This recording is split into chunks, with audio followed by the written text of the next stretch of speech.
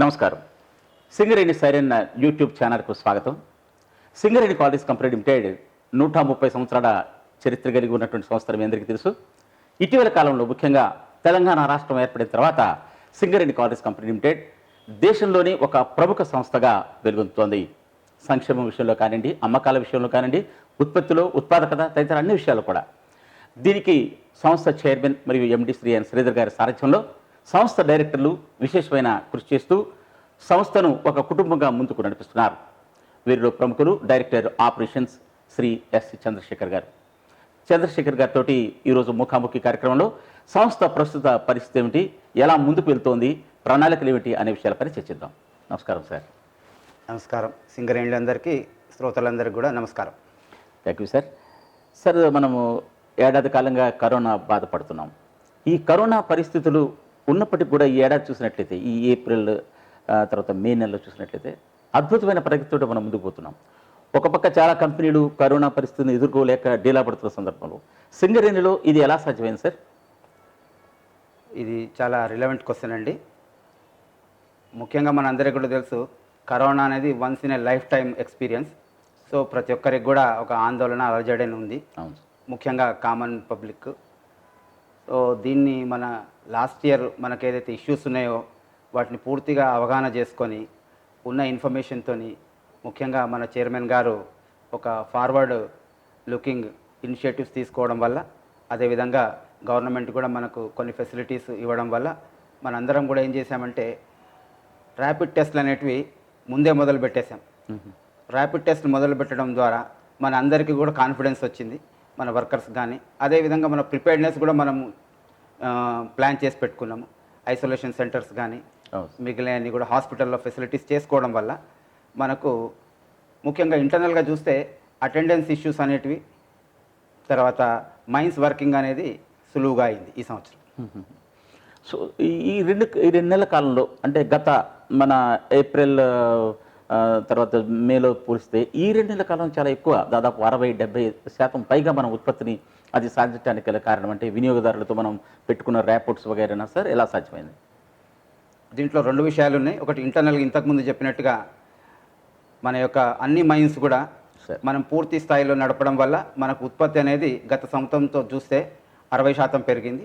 అదేవిధంగా last year మనకు 30% consumption drop ఉండే, ఎందుకంటే లాక్డౌన్ వల్ల మనకి ఏదైతే కస్టమర్స్ ఉన్నారో వారందరి దగ్గర పవర్ డిమాండ్ తగ్గడం అనేది ఉండే. బట్ ఈసారి పవర్ డిమాండ్ కూడా మోరార్లెస్ నార్మల్గా ఉంది.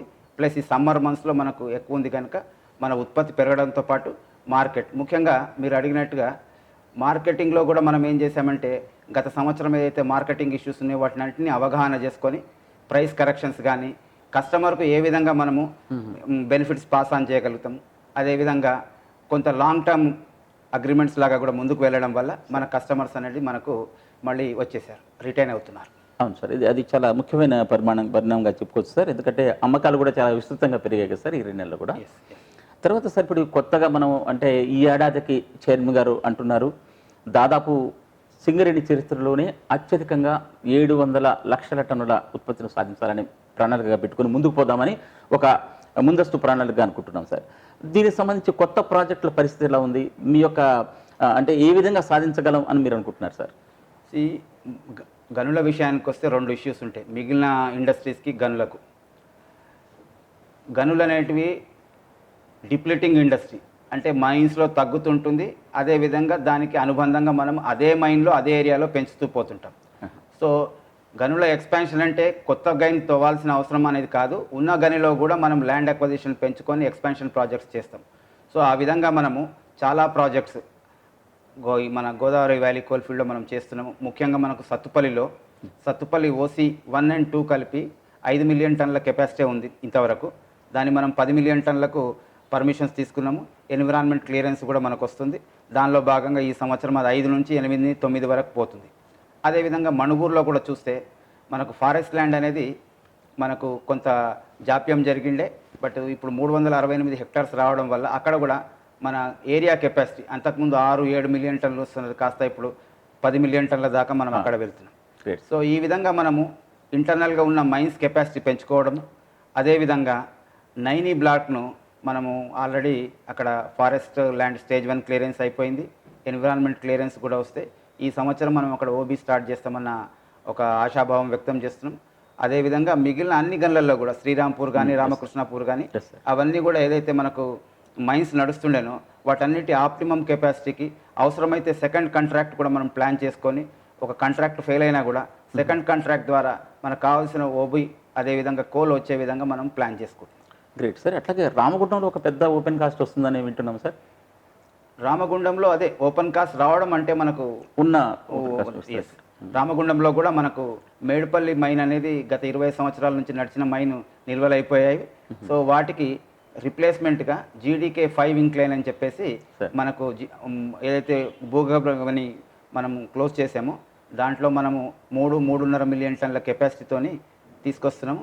దానికి కూడా మనకు క్లియరెన్సెస్ వచ్చాయి.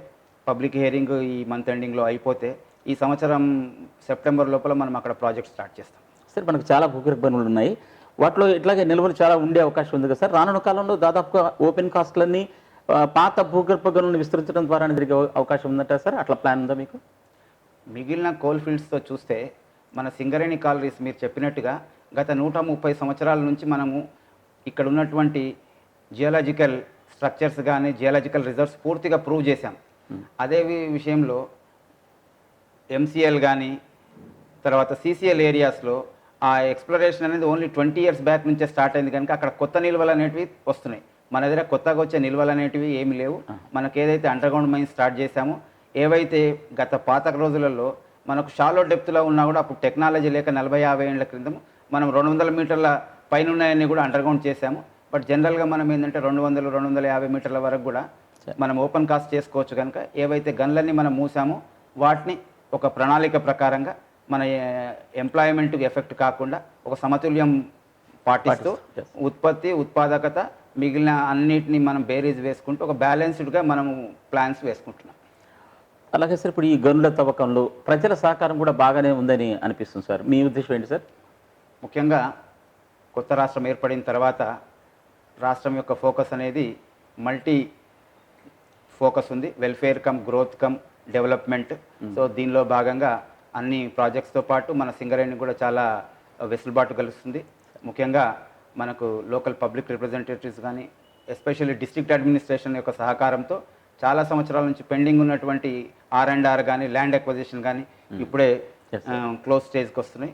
దాంతోపాటు CSR యాక్టివిటీస్ టేకప్ చేయడం వల్ల లోకల్లో కాన్ఫిడెన్స్ బిల్డప్ అవుతుంది.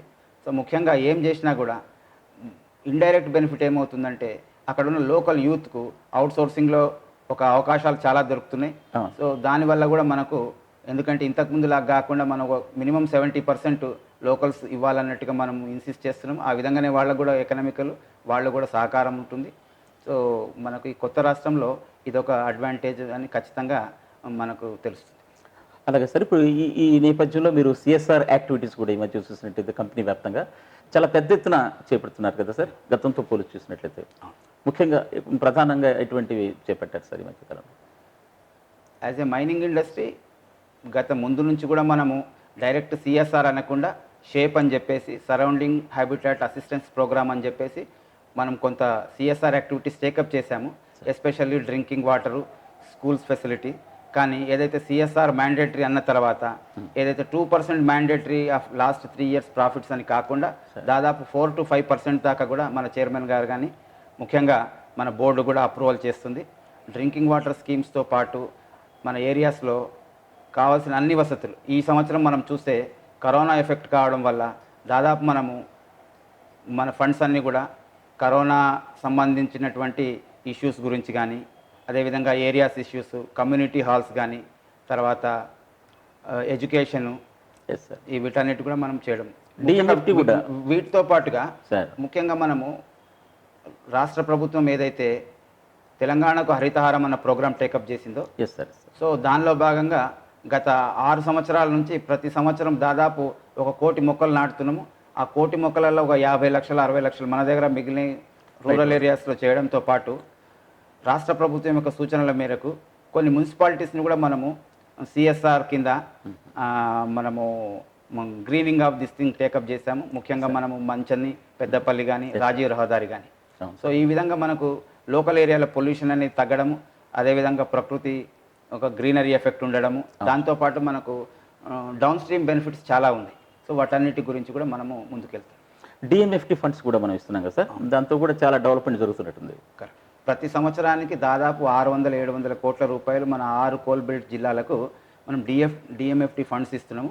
సో గత 2014 నుంచి ఉన్న డ్యూస్ కూడా ఇవ్వడం వల్ల చాలా ఫండ్స్ ఉన్నాయి.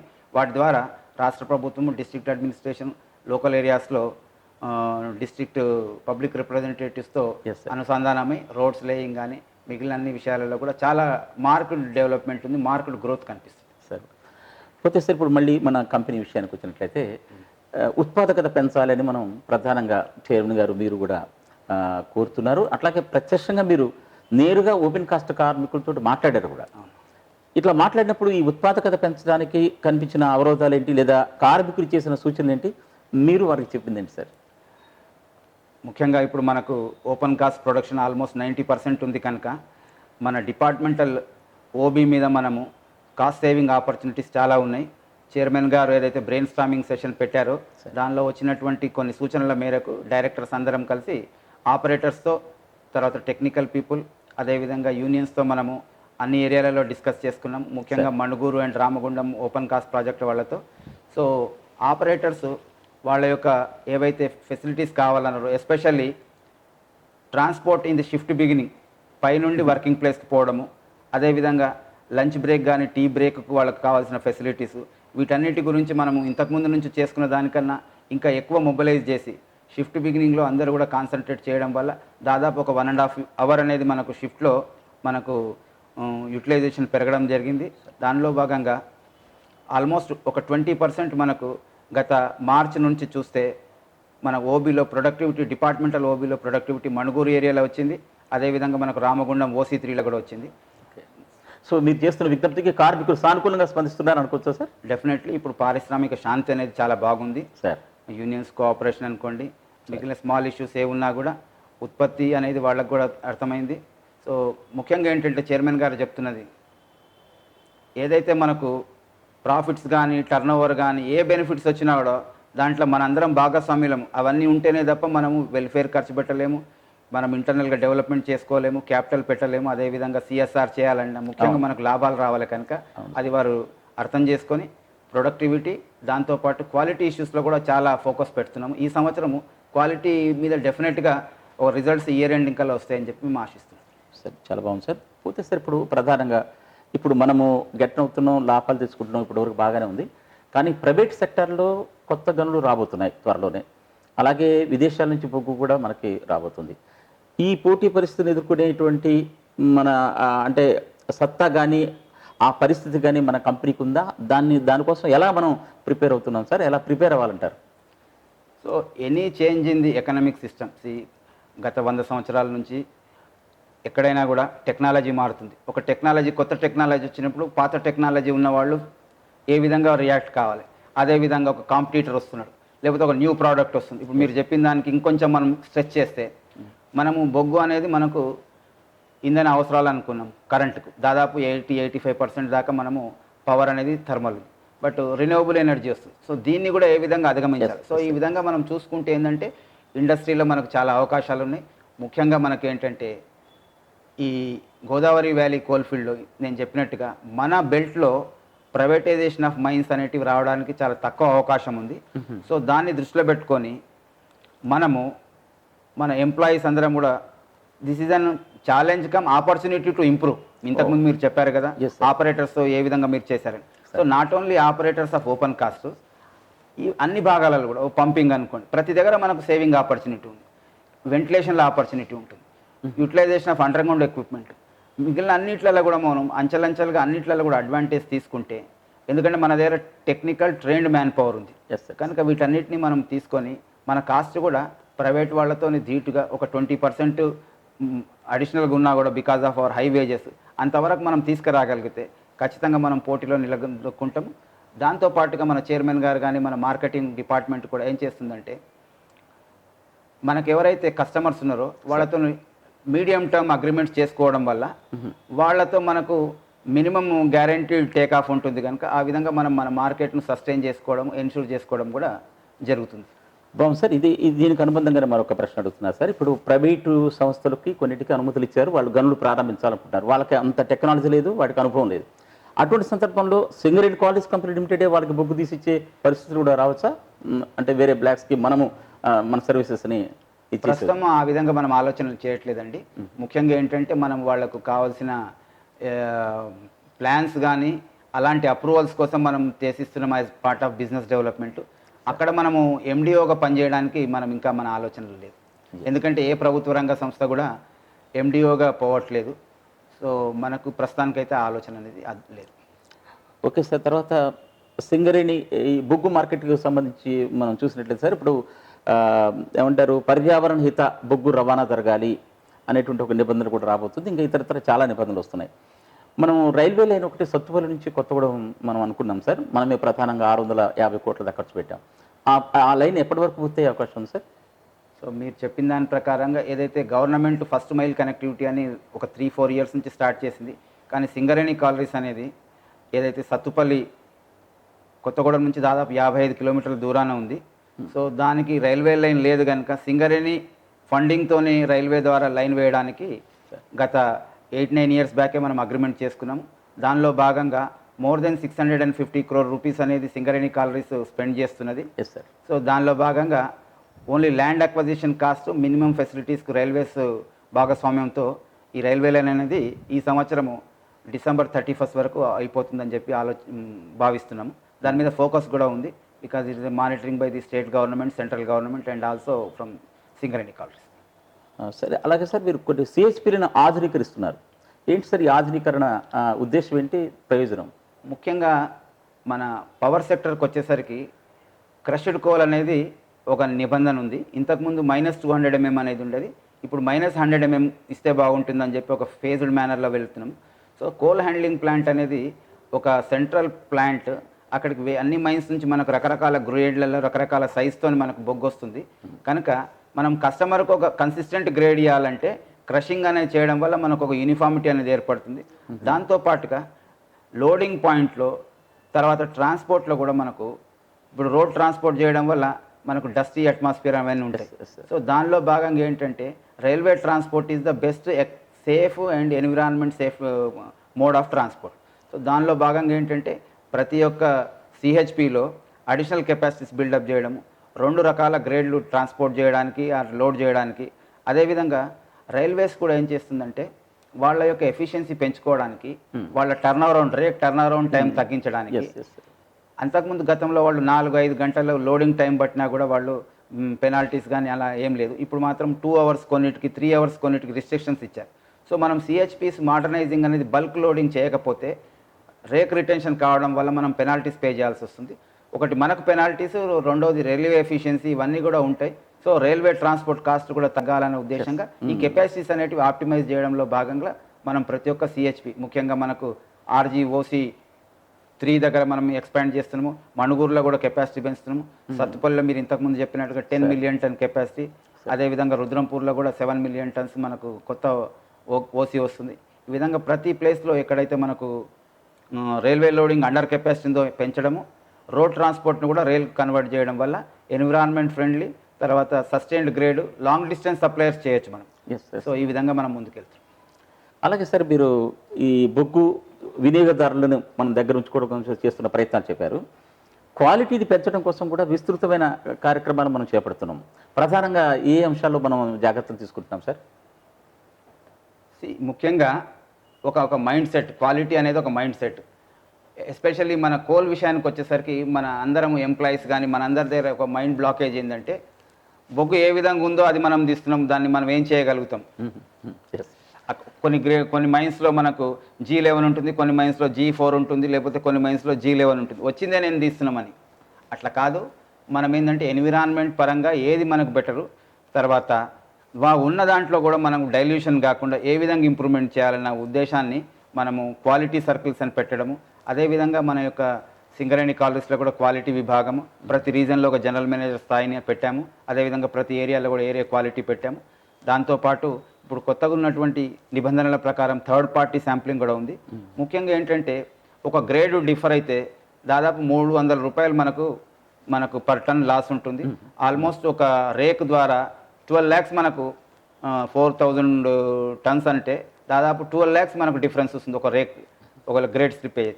సో దానిలో భాగంగా ఇంతకుముందు మనం చెప్పినట్టుగా వర్కింగ్ ప్లేస్లోనే ఏదైతే బ్లాస్టింగ్ చేసే ముందు బెంచెస్ అన్నీ కూడా క్లీన్ చేయడము, బ్లాస్ట్ చేసిన తర్వాత వేరే మట్టి వేయముంటే మనం డోజర్ ద్వారా సపరేట్ చేయడము, ఇంప్రూవ్డ్ లైటింగ్ పెట్టడం ద్వారా నైట్ షిఫ్ట్లల్లో వర్కర్స్కు షేలు అటువంటివి సపరేట్ చేయడానికి ఒక ఈజీగా ఉండడం.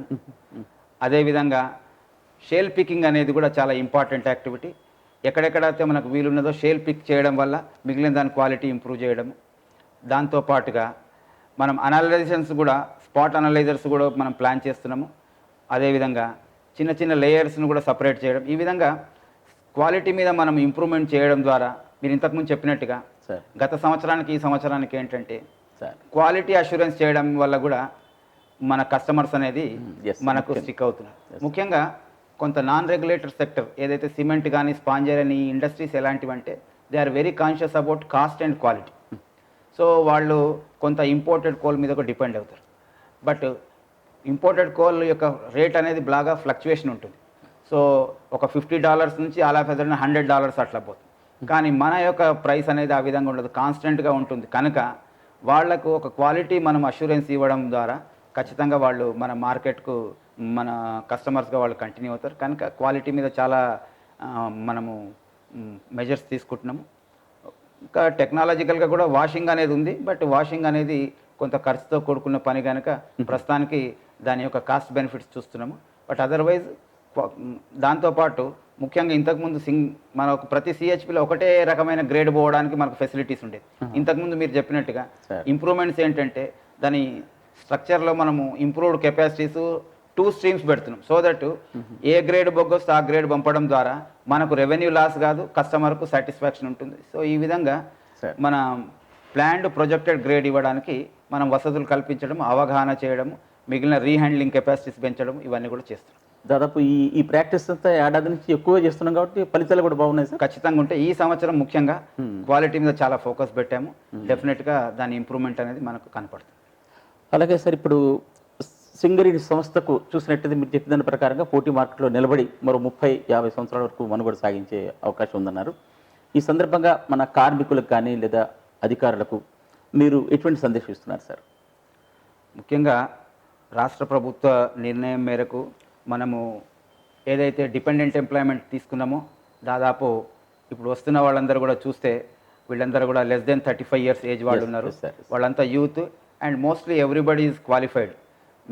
రకరకాల పోస్ట్ గ్రాడ్యుయేట్స్ నుంచి మొదలుకొని మినిమం ఇంటర్మీడియట్ ఎస్ఎస్సి వాళ్ళు ఉన్నారు, ఐటీఐ వాళ్ళు ఉన్నారు. సో వీళ్ళందరికీ ఏంటంటే టెక్నాలజీ మీద మంచి అవగాహన ఉంది. ఇప్పుడు మనం ఇంతకుముందు ఏదైతే ప్రొడక్టివిటీ ఇంప్రూవ్మెంట్స్ అనుకుంటున్నామో వాటిలో ఎంతవరకు మనం ఆర్టిఫిషియల్ ఇంటెలిజెన్స్ వాడుకోవచ్చు, ఎంతవరకు ఆటోమేషన్ చేయొచ్చు, ఎంతవరకు సెన్సర్స్ అప్లికేషన్ చేయొచ్చు. Because mining industry is a multi disciplinary industry. అదేవిధంగా ఎన్విరాన్మెంట్ పరంగా కానీ ఇవన్నిటి పరంగా ఏదైతే కొత్త యూత్ ఉందో వాళ్ళ స్పెషలైజేషన్ బట్టి మనకు స్టార్టప్స్ ఏ విధంగా చేస్తున్నారో చిన్న చిన్న పైలట్ ప్రాజెక్ట్స్ ద్వారా మనము కొన్ని ఇంప్రూవ్మెంట్స్ తీసుకొస్తే వాళ్ళకు కూడా ఏమవుతుందంటే మనం ఆ విధంగా విస్తరించడానికి అవకాశం ఉంటుంది. అదేవిధంగా మన సింగరేణి కాలరీస్ ఏదైతే ఎక్స్పాన్షన్ అనుకోండి, అదేవిధంగా డైవర్సిఫికేషన్లో కూడా ముందుకెళ్తున్నాము. సో ఈ విధంగా వాళ్ళు ఉన్న క్వాలిఫికేషన్స్ ప్రకారంగా బికాజ్ అట్లీస్ట్ మినిమం 40 years వాళ్ళ యొక్క క్యారియర్ గ్రోత్ అనేది ఉంది కనుక సో వాళ్ళందరూ కూడా అంకిత భావంతో పనిచేయాలని చెప్పి చెప్తున్నాం. ప్లస్ మన ఎంప్లాయీస్ కూడా ఏంటంటే మన యొక్క సింగరేణి స్లోగన్ ఒకే కుటుంబం, ఒకే గమ్యం, ఒకే లక్ష్యం. సో ఏ ఎంప్లాయీ అయినా కూడా డిపెండెంట్ ఎంప్లాయ్మెంట్ అనేసరికి వాళ్ళకు ఒక అటాచ్మెంట్ అని ఉంటుంది. నా కంపెనీ, మా డాడీ చేశాడు, మా తాత చేశాడు. సో ఆ విధంగా వాళ్ళు భాగస్వామ్యులై కంపెనీలో పనిచేస్తే ఖచ్చితంగా ప్రతి ఒక్కరికి కూడా ఒక ఫ్యూచర్ అనేది ఉంది. కంపెనీ కూడా రాష్ట్రంలో ఒక నెంబర్ 1 సంస్థగా ఎట్లయితే ఉందో అది కంటిన్యూ చేయడానికి కూడా అవకాశం ఉంది. Thank you sir. Singareni siren ఛానల్లో ముఖాముఖి కార్యక్రమం సింగరేణి ముచ్చట్లు. సింగరేణికి సంబంధించిన మరిన్ని విషయాలపై సమగ్ర విశ్లేషణ, వివరాలతో కూడిన ఆసక్తికర విజ్ఞానదాయకమైన కార్యక్రమం కోసం, అలాగే మరిన్ని స్ఫూర్తిదాయక సాంస్కృతిక కార్యక్రమాల కోసం సబ్స్క్రైబ్ చేయండి సింగరేణి సైరన్ యూట్యూబ్ ఛానల్.